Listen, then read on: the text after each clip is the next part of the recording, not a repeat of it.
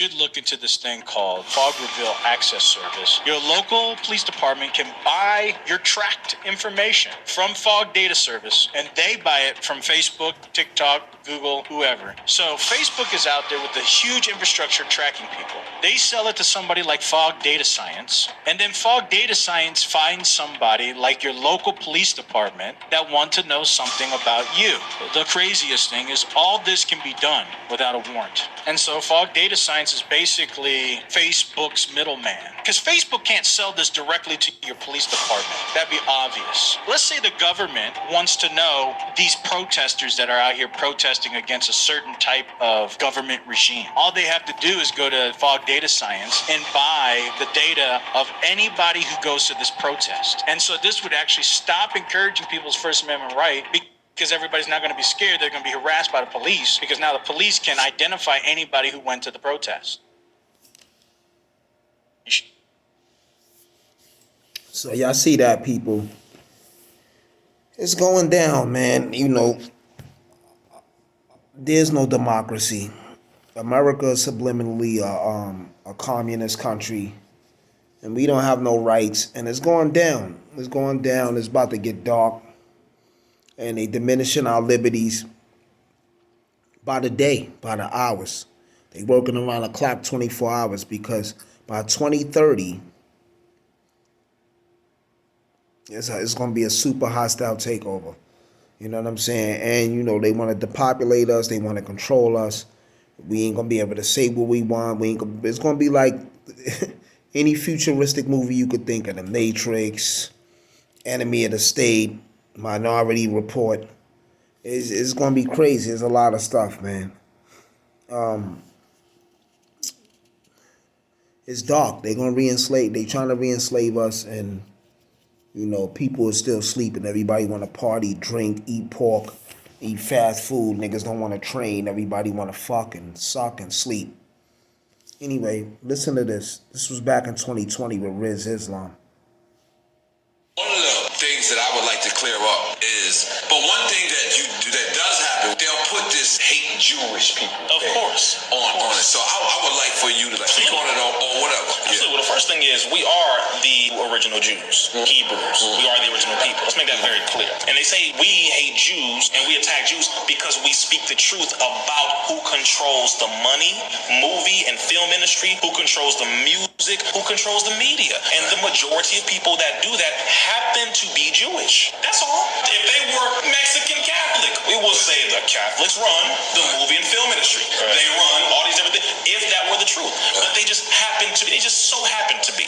The people who established the Federal Reserve and the Federal Reserve Act, those people who had a meeting off the coast of Georgia on Jekyll Island in 1913 happened to be Jewish. Just speaking the truth, brother, should never come with a label after that. Oh, I'm speaking the truth, so I'm a hater of this. I'm speaking the truth about what a Mexican or a black dude did, so I'm a hater of black people, Mexicans. No, you're sensitive, number one. And two, you don't want the world to know about what the hell you have done, what you continue to do. You own slaves in the South. You sponsored the chains and the ships. They were owned by you.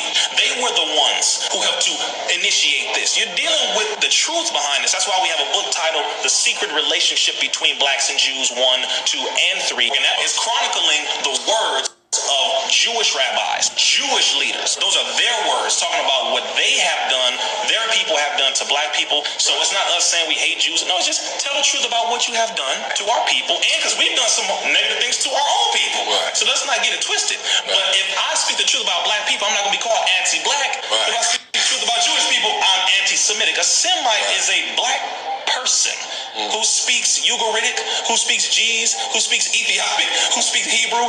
Black folk. So I'm not anti myself. Knock off the lie. Stop. Okay, the whole world is tired of nonsense, and they have literally cornered the whole planet, and everybody's anti-Semitic because we speak the truth. So how is it that I am bad when you own this stuff? And if anybody says anything about what Jewish people do, all of a sudden you're blackballed. Your career's gone. You can't speak nowhere. You can't get a job nowhere. That sounds like control to me. It sounds like control to me. And the word hater is always used as a shield. You might don't like a nigga with money or somebody's favorite rapper, or you speak out against Jay-Z like Dame did. Oh, Dame is a hater. You know, this is the word people always use when you ain't a dick rider or you ain't a lap dancer. When you against shit and you see the sucker shit and you speak against it, oh, you hating, you hating, you hating. You know, this is what all the meatballs always try to say when you talk truth about the sucker shit that niggas be doing, right? Never follow the flock. Never follow the flock. If you travel with the flock, you'll see the same shit everybody else see. If you carve your own way and go down an independent path, you'll reach new heights because you're going somewhere different where nobody else is going. Use your brains, people, and be critical thinkers. So that was Riz Islam. The first one was a guy on a podcast called Toilet Time TV. Let me play this last one from Michael Jackson real quick. Black artists have been taken advantage of completely. And it's time now that we have to put a stop to this incredible injustice. And like Mr. Sharpton was saying, people from James Brown to Sammy Davis Jr., some of the real pioneers that inspired me to be the entertainer that I am. These artists are always on tour because if they stopped touring, they would totally go broken. And it's been, the record companies really do conspire against their artists. They steal, they cheat, they do whatever they can, especially the black artists.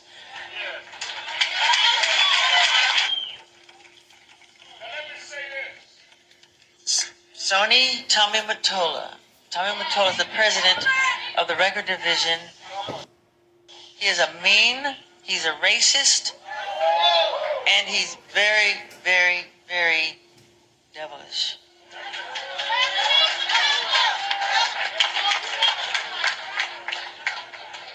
Into this way, and whoever else, artists that are on their label. Michael Jackson been spoke against the machine. Then they clipped him. Prince then spoke against the machine. Then they clipped him. Right? Now we got Kanye speaking against the machine.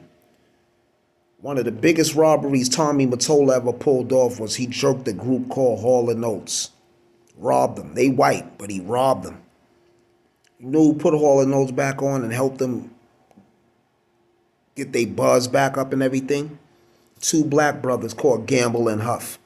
Gamble and Huff is the inventors of Philly soul. Under Gamble and Huff umbrella, it was Hall & Oates. The Bee Gees was under his umbrella too. The white dudes, the Bee Gees, they music was considered like disco / blue-eyed soul. But notorious black groups that was under Philly soul, under Gamble and Huff, was Blue Magic, Curtis Mayfield and the Impressions, the Delphonics, the OJs, Patti LaBelle, Barry White, Black Ivory, the Ebonies, and a billion other groups. I can go on. I can name a million groups. The Stylistics, the Four Tops. All these groups was under Philly soul. That's when you hear the high pitch sound. And one guy got a deep voice for the baritone and stuff like that. The Intruders. It's one of my favorite groups too, the Intruders. Right? So Michael Jackson spoke out, Kanye spoke out, Prince Ben spoke out. These people live off our backs. If no black people ain't in the NBA, it won't move. If no black people in the music, it won't move. Trust me, it won't move. We the flavor. The world is living off African resources in Africa. Our diamonds, our gold, everything. But all these people be racist towards black people. Not just the Jews. Give me a minute, people. I'm going to talk on a few more things real quick. You know, but black people got to wake up and niggas got to be unified. We got to wake up and we got to be unified. You know, because there's a war going on. And this shit is demonic out here. You know what I'm saying? You got to man up or be man down. You know, so, come on, my phone bugging. The forces of evil working against me. Check this one out. We don't want the word to go out that we want to exterminate the Negro population. On December 10, 1939, Planned Parenthood founder Margaret Sanger wrote a letter to Dr. Clarence J. Gamble in which he said that eliminating blacks was one of their goals, but they needed a front man to sell it. And the That's a white guy speaking. His name is Jerry Newcomb. Margaret Sanger is reputed to have made covenants and recruiting agreements with black clergy in times past.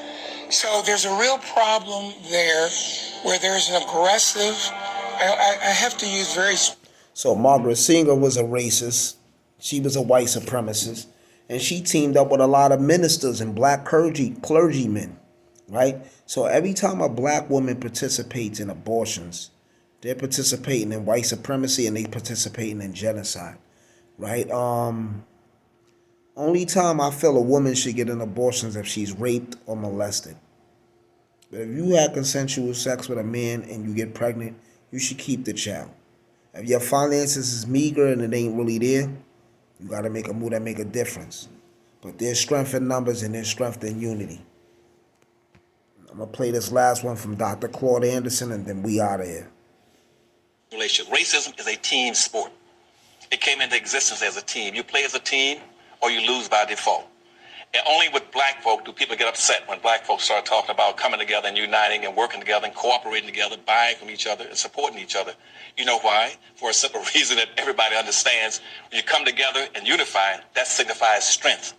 And right now, everybody right now is pimping and hustling black folk. They've been pimping and hustling black folk for 400 or 500 years. We spend approximately 97% to 98% of all our money outside of our own community, as an example. And we don't practice group economics. We don't practice group politics. All that makes it, when we spend 98% of all our money outside of our community, what that does, it makes the other groups enriched. They now are living off of two incomes. They live off of 100% of their money and 98% of our money. And what are we left with is 2%, where everybody else is living off of 198% of everything. We live off of 2%, which makes it impossible. And so you start a relationship. Racism is a team sport. It came into existence as a team. Racism is a team sport. Everybody is teamed up and everybody eats off blacks. And this is a fact, whether they open stores in black communities, whether they infiltrate our music culture, our fashion, try to be around us like they are friends, and then capitalize off shit we doing, swagger jacket, and then move on with it. And that offending, and no disrespect to all Asians. Breakdancing is big right now in Japan and Korea. It's huge over there. And all Koreans and Japanese don't fuck with us. Not all of them. Well, not in New York City. You see it. They be acting like they scared. Bitches be acting like you gonna rape them or something. It be different out here. Niggas love our culture though, but nobody loves us. Everybody loves our culture and nobody loves us. So you heard the white man Jerry Newman. You heard Dr. Claude Anderson. You heard Michael Jackson. You heard Riz Islam. You heard the people talk about Margaret Sanger and Planned Parenthood. Racism is big and it's prevalent more than ever. And then the worst racism is when the Africans or the West Indians be racist towards black Americans. That's even crazier. Because they don't be fucking with us either on the low. They just be jacking what we do. And they need to, they'll fuck with us to learn how we do what we do, how we do it. Then once they learn it, they don't be fucking with us. So we don't need them niggas. Niggas is dirty. Them niggas is this. Them niggas is that. You know what I'm saying? So people, be careful who we befriend. We need more black unity out there. And I'm talking about foundational black Americans. I'm not preaching no disunity, but the indigenous foundational black Americans, we need to get our house right before we help everybody else get their house right. The gods don't mingle with the mortals. Kings don't eat with the peasants. The only time wise men hang around fools is when they educate them or enslaving them. Stay up like a cup, I holler back when my collar crack, and we get up like sit-ups. Remember, people, education is elevation, movement is medicine, no one is half the battle. Intelligence is imperial. Peace is priceless, and serenity is sovereignty. Come on, people. Be man up or be man down. I am oxygen, uno.